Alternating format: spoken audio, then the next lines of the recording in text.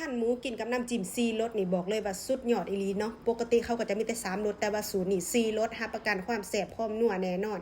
ก่อนอื่นเลยเขาก็สิเอาสันคอหมูนี่มาหั่นเนาะแต่ว่าชิ้นนี่มันใหญ่โพดก็เลยว่าจะหั่นเอาไว้เฮ็ดสเต็กในชิ้นนึงเนาะหลังจากนั้นก็มาหั่นเป็นตอนแบบนี้เลยเนาะไผมักตอนใหญ่หั่นน้อยแล้วแต่ผู้มักเนาะข่อยสิหั่นซ้ำนี่นะหลังจากนั้นก็สิเอาไปมักเนาะ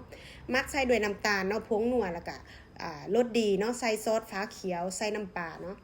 แล้วก็ใส่น้ำมันงาถ้าไผบ่มีน้ำมันงาใส่น้ำมันพืชก็ได้เนาะใส่น้ำมันหอยเนาะพริกไทยดำป่นมักหลายใส่หลายมักน้อยใส่น้อยเนาะมันจังหอมเนาะแล้วก็เอามือนี่ขยำแบบนี้เลยเพื่อว่าให้ทุกอย่างมันเข้ากันเนาะสาเหตุที่ปรุงหลายหรือว่าขยำตอนที่เฮาพาเฮาจะบ่ใส่หยังอีกเลยเนาะ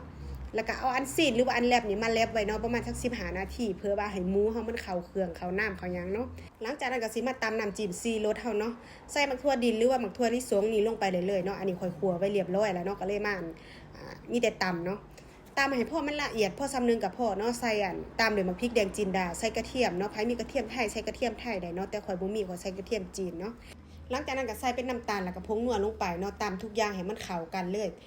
ความละเอียดนี่แล้วแต่ผู้มักเนาะส่วนข่อยมันให้มันละเอียดซ้ำนี่ก็พอเนาะปรุงรสเพิ่มด้วยน้ำปลาเนาะใส่น้ำเปล่าลงไปเนาะใส่จัก2ทัพพีหรือว่าใส่หลายใส่หน่อยขึ้นกับแจ่วเฮาเนาะว่ามันหลายมันหน่อยซ้ำไหน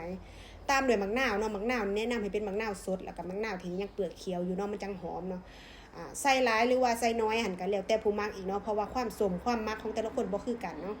ซีเบิ่งรสชาติหลังจากนั้นถ้ามันพอดีแล้วก็ใส่ด้วยผักชีเนาะผักชีลงไปข้นๆให้มันเข้ากันเลยตักเสิร์ฟใส่ถ้วยได้เลยเนาะน้ำจิ้มสูตรนี้บอกเลยว่าแซ่บขนาดเนาะน้ำจิ้มนี่บ่แม่น3รสเป็น4รสพุ่นแหละเนาะมีทั้งเผ็ดหวานเปรี้ยวแล้วก็นัวเนาะแบบสุดยอดอีหลีหลังจากนั้นเขาสิไปล้างผักเนาะแต่ว่าผักนี่ข่อยล้างแล้วล่ะ2น้ำเนาะแต่ว่าเขาสิเอามาใส่น้ำเกลืออีกน้ำนึงเพราะว่าการที่เฮากินผักสดเฮาต้องล้างให้สะอาดหรือว่าเฮ็ดให้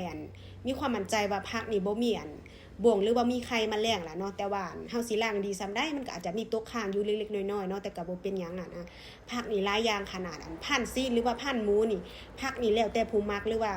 ผู้กินผักหยังก็เอามาพันได้เบิดเนาะบ่ได้มีปัญหานะเอามาจัดใส่จานหรือว่าใส่กะละมังใส่ถาดหยังก็ได้เบิดเนาะแล้วแต่สะดวกของแต่ละคนนะเบิ่งผักจนเต็มถาดนะตัวจริงน่ะบักหลายนึงเด้นี่มักแตงผักสะระแหน่อีหยังน่ะเต็มเลยเสิร์ฟพร้อมกับน้ำจิ้มนี่บอกเลยว่าสุดยอดอีหลีเนาะหลังจากเตรียมของแล้วก็สิมาคั่วหมูหรือว่ามาผัดหมูเนาะตอนผัดเนี่ยเอาน้ำมันใส่น้อยนึงเนาะถ้าไผบ่มักก็บ่ต้องใส่ก็ได้เนาะเอาน้ำเปล่าใส่ซื่อๆก็ได้บ่มีปัญหาเนาะผัดไปประมาณสัก80%เนาะให้มันสุก80%แล้วก็เอาน้ำใส่ตื่มน้อยนึงผัดให้มันสุกหลังจากนั้นเฮาก็ตักเสิร์ฟเลยเนาะบ่จำเป็นต้องว่าผัดหลายนะมันสิแข็งเกินไปเนาะเอาผักนี่มาใส่กับผักสลัดหรือว่าผักหยังก็ได้ที่เฮามักเอาน้ำจิ้มราดขอยบอกเลยว่าตอนกินนี่ฟินขนาดเลยผัก